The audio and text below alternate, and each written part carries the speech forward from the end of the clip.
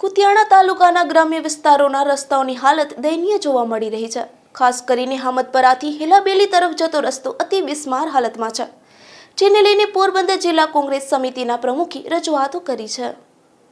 આપની TV screen પર દેખાતા દ્રશ્યો કુતિયાણા તાલુકાના હામદપરા ગામથી હિલાબેલી ગામ તરફ જતા રસ્તાના છે। અહીં રસ્તામાં ખાડા નહીં પરંતુ ખાડાઓમાં રસ્તો બન્યો હોય તેવી અનુભૂતિ છેલ્લા 2 વર્ષથી અહીંથી પસાર થતા તમામ લોકોને થઈ રહી છે। આ રસ્તા પર ભારે વાહનો દિવસ રાત દોડતા હોવાથી રસ્તો બિસ્માર બની ગયો છે। સ્થાનિકોના જણાવ્યા અનુસાર 2 ફૂટના ખાડાઓ આ રસ્તામાં અકસ્માતો નોતરી રહ્યા છે। તંત્રએ ડહાપણ કરી ધૂળ અને કાકરા વડે આ રસ્તાને સમથળ કરવા પ્રયાસ કર્યો હતો, પરંતુ તેના પરિણામે તો રસ્તો વધુ બિસ્માર બની ગયો છે અને ધૂળની ડમરીઓ સર્જાઈ રહી છે। મારું નામ માલદેભાઈ વિરમભાઈ બાપોદરા હામદપરાનો રહેવાસી છે। આ રસ્તો હામદપરાથી કુતિયાણા જતો અને હામદપરાથી હેલાબેલી 2 વર્ષથી આનો સંપૂર્ણ તૂટી ગયેલ છે। રિપેરિંગ થયેલ નથી, ખાલી ધૂળ નાખી અને રિપેરિંગ કર્યો અને અહીંયા 12 ટનની કેપેસિટીનો રસ્તો છે।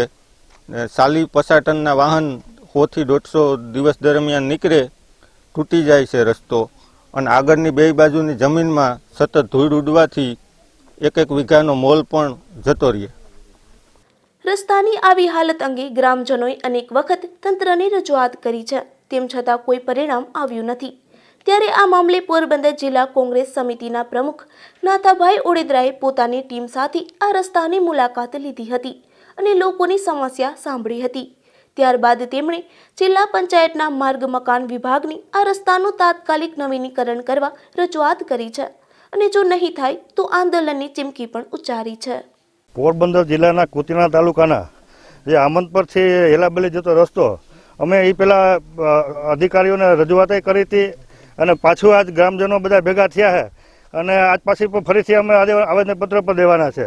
આ રસ્તાની અંદર 40 ટનના જે ડમ્ફરો અવિહાર 24 કલાક ચાલુ છે અને આ આજુબાજુના ખેડૂતોને 1 વીઘામાં ખેતીનો જે પાકનું પણ નુકસાન થઈ ગયું છે। ત્યારે આ લોકો કોઈ અધિકારી કે કોઈ મોટો મિનિસ્ટર નીકળે તો હાઈવે જાય છે તો ક્યારેક એને ગામડાની મુલાકાત લેવી જોઈએ, કારણ કે ત્યારે રિપેર ગમે રસ્તા થઈ જાય, પણ આ રસ્તો છેલ્લા 2 વર્ષથી કેટલા માણસોના હાથ પગ ભાંગી ગયા છે, છતાં કરતા નથી।